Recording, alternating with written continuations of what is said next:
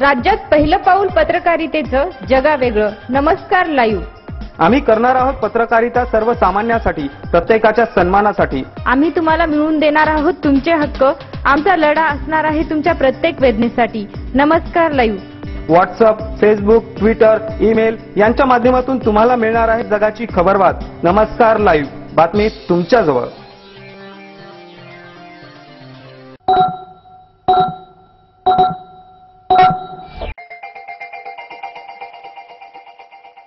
नमस्कार, मी भाग्यश्री पाठक. नमस्कार लाईव्हच्या बातमीपत्रात आपले स्वागत. सुरुवातीला हेडलाईन. ललित मोदी प्रकरणावरून विरोधक आक्रमक, काळ्या फिती लावून लोकसभेमध्ये निषेध. स्मार्ट सिटी प्रस्तावास लातूर महानगरपालिकेच्या सर्वसाधारण सभेत मंजुरी. नांदेड जिल्हा परिषदेत अपंग अंध लाभार्थ्यांची हेळसांड सुरूच.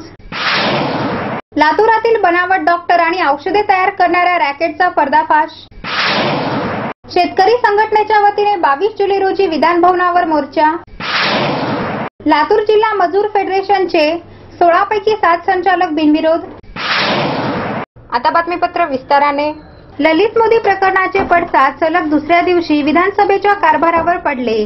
लोकसभेमध्ये विरोधकांनी काळ्या फिती लावत या विषयावर तातडीने चर्चा घेण्याची मागणी केली. त्यासाठी काँग्रेसचे गटनेते मल्लिकार्जुन खरगे यांच्यासह विरोधी पक्षाच्या नेत्यांनी प्रश्नोत्तराचा तास तहकूब करण्यासाठी नोटीस दिली होती. मात्र लोकसभा अध्यक्ष सुमित्रा महाजन यांनी या नोटीसी फेटाळून लावत प्रश्नोत्तराचा तास घेण्याचा निर्णय दिल्यानंतर विरोधकांनी अध्यक्षासमोरील मोकळ्या जागेत जमवून घोषणाबाजी करण्यास सुरुवात केली. सुषमा स्वराजांच्या राजीनाम्याची मागणी यावेळी विरोधकांकडून करण्यात आली.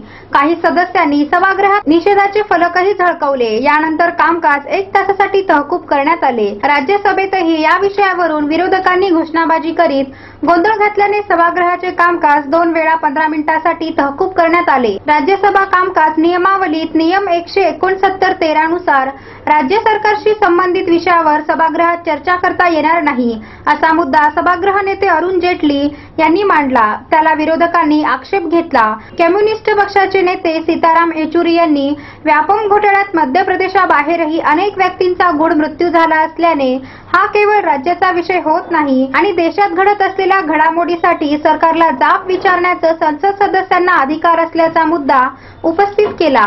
त्यात सत्ताधारी बाकावरील सदस्यांनी आक्षेप घेतला. यानंतर गोंधळात आणखी भर पडल्याने कामकाज 15 मिनिटांसाठी तहकूब करण्याचे उपसभापती PJ कुरियन यांनी जाहीर केलं.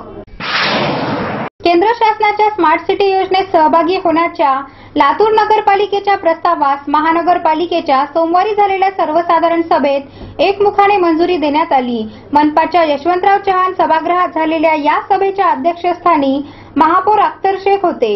यावेळी महापौर कैलास कांबळे, आयुक्त सुधाकर तेलंग यांची प्रमुख उपस्थिती होती. स्मार्ट सिटीसाठी मनपा जेवढ्या कोटीचा प्रस्ताव पाठवेल त्याच्या 50% वाटा केंद्र शासनाचा असणार आहे. या योजनेच्या निकषाप्रमाणे मनपाच्या खात्यावर आवश्यक रक्कम दरवर्षी सलग 5 वर्षे शिल्लक दाखवावी लागणार आहे. या योजनेच्या प्रस्तावाला मंजुरी देण्याचा विषय सभागृहात मांडण्यात आला. सभागृह नेते नरेंद्र अग्रवाल, परिवहन समितीचे सभापती विक्रांत गोजमंगुडे, नगरसेवक रवी सुडे, शैलेश स्वामी, राजा मनिया, चंद्रकांत चिकटे, शिवसेना गटनेते सुनील बसपुरे, रिपाई गटनेता दीप्ती खंडागळे यांनी या विषयावर चर्चा केली. माजी नगराध्यक्ष लक्ष्मण कांबळे यांनी स्मार्ट सिटीचा प्रस्ताव मांडला. त्यास स्थायी समितीचे सभापती पप्पू देशमुख यांनी अनुमोदन केले व या प्रस्तावास सर्वानुमते मंजुरी देण्यात आली. नांदेड जिल्हा परिषदेत कामानिमित्त येणाऱ्या अपंग अंध लाभार्थ्यांची गैरसोय व परवड होऊ नये म्हणून 3ऱ्या माळ्यावर असलेल्या समाज कल्याण विभागाच्या तळमजल्यावर स्थलांतर करण्याचा निर्णय घेऊन तब्बल वर्ष उलटले. त्यानुसार अनेक वेळा मुहूर्तही ठरला, जागेची निवडही केली, परंतु कुठे माशी शिंकली कोण जाणे. मात्र वर्षभरापासून चर्चेत असूनही समाज कल्याण विभागाचे स्थलांतर होता होईनासे झाले आहे. त्यामुळे विविध शासकीय योजनेअंतर्गत लाभ मिळविण्यासाठी जिल्हा परिषदेकडे सारखे खेटे घालणाऱ्या अपंग व अंध लाभार्थ्यांची हेळसांड अद्यापही सुरूच आहे. जिल्हा परिषदेच्या समाज कल्याण विभाग कोणत्या ना कोणत्या कारणावरून नेहमीच चर्चेत असतो. दलित वस्ती योजनेचा निधीचा पळवापळवी असो की वैयक्तिक लाभाच्या योजनेतील साहित्य खरेदीतील गैरव्यवहार असो, तसेच विद्यार्थी वसतिगृहाच्या अनुदान वाटप मधील टक्केवारी असो, या व अशा अनेक प्रकारच्या कथित भ्रष्टाचारांच्या मुद्द्यावरून समाज कल्याण अधिकारी सुनील खमितकर यांना चोहोबाजूने लक्ष केले जात आहे. तसेच विभागीय आयुक्त कार्यालयाकडून या बहुचर्चित गैरव्यवहार प्रकरणी नुकतीच करण्यात आलेली चौकशी देखील सध्या सर्वत्र चर्चेचा विषय झाली आहे. जिल्हा परिषदेच्या इमारतीच्या 3ऱ्या माळ्यावर समाज कल्याण विभाग धाडण्यात आल्यामुळे शासकीय योजनेचा लाभ घेण्यासाठी रीतसर अर्ज करून आवश्यक त्या कागदपत्राची पूर्तता करण्यासाठी नित्यनेमाने येणाऱ्या अपंग व अंध लाभार्थ्यांना खूपच हाल अपेष्टा सहन कराव्या लागत आहेत.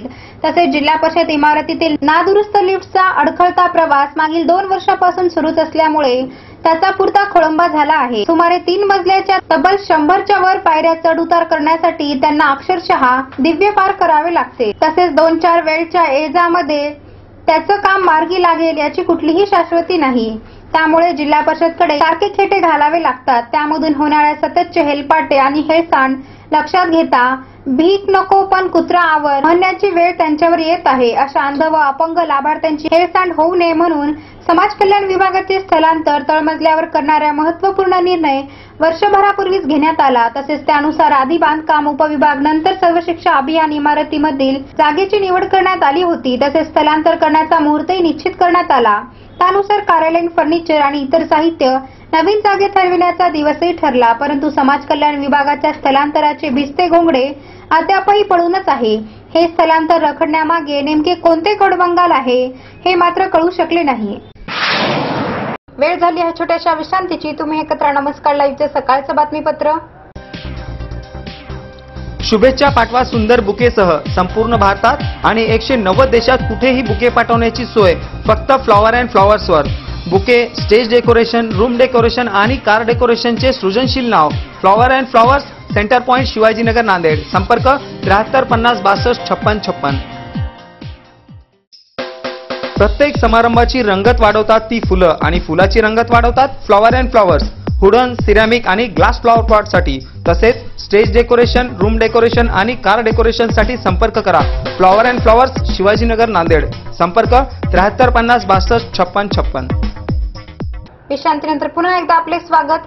एक दिवसही कॉलेजात न जाता डॉक्टर बना अवघ्या 5 ते 10 हजारात.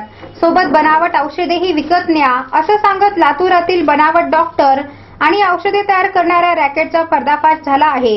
या प्रकरणात सहभागी असलेला बोगस डॉक्टर आरबी वाडकर मात्र पळून जाण्यात यशस्वी ठरला आहे. लातूर शहरातील अवंतीनगर भागात रात्री उशिरा आरोग्य विभाग आणि पोलिसांनी धाड टाकून लाखो रुपयाच्या बनावट औषधांचा साठा जप्त केला आहे.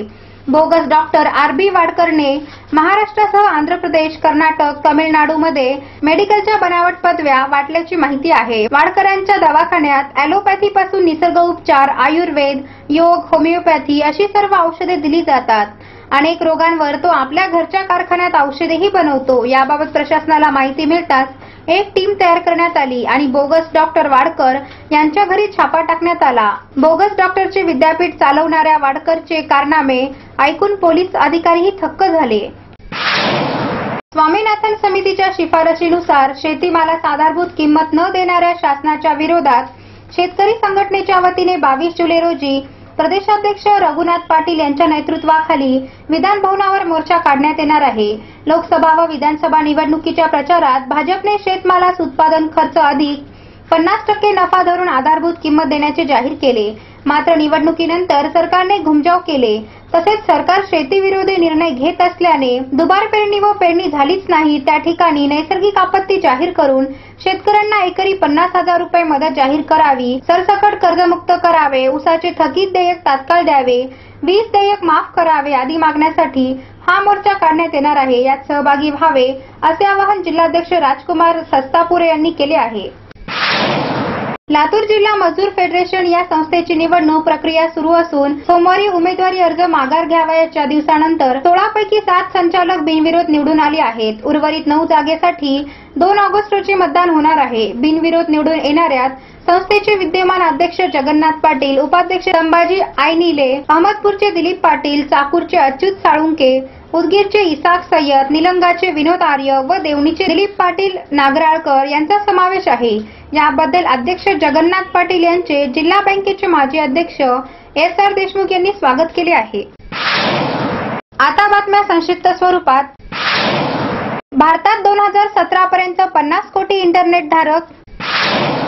देशातील 35 नद्यांचे पाणी पिण्यास अयोग्य. सुशासन म्हणजे फक्त सेल्फी आणि योग नाही. अभिनेत्री नेहा धुपियाची नरेंद्र मोदीवर टीका. कोल्हापूरच्या महालक्ष्मीचं दर्शन आजपासून 6 ऑगस्ट पर्यंत बंद. मुंबई विद्यापीठाचे कुलगुरू कृष्ण कुंजवर राज ठाकरेंच्या भेटीमुळे चर्चेला उधाण.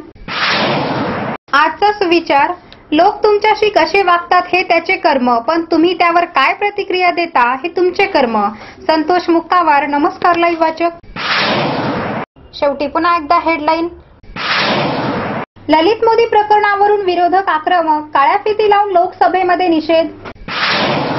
स्मार्ट सिटी प्रस्तावास लातूर महानगरपालिकेच्या सर्वसाधारण सभेत मंजुरी. नांदेड जिल्हा परिषदेत अपंग अंध लाभार्थ्यांची हेळसांड सुरूच. लातूरातील बनावट डॉक्टर आणि औषधे तयार करणाऱ्या रॅकेटचा पर्दाफाश. शेतकरी संघटनेच्या वतीने 22 जुलै रोजी विधान भवनावर मोर्चा. लातूर जिल्हा मजूर फेडरेशनचे 16 पैकी 7 संचालक बिनविरोध. आणि याचबरोबर नमस्कार लाईव्हचं सकाळचं बातमीपत्र संपलं. पुन्हा भेटू, तोपर्यंत नमस्कार. जग आता जवळ आले. जवळ म्हणजे किती? अगदी तुमच्या मुठ्ठीमध्ये. तुम्हाला माहित नसतं की तुमच्या आजूबाजूला घडते काय, पण मी सुदेशना धुतमल सांगणार आहे तुम्हाला आजूबाजूच्या ताज्या घडामोडी. नमस्कार लाईव्ह बातमी तुमच्याजवळ.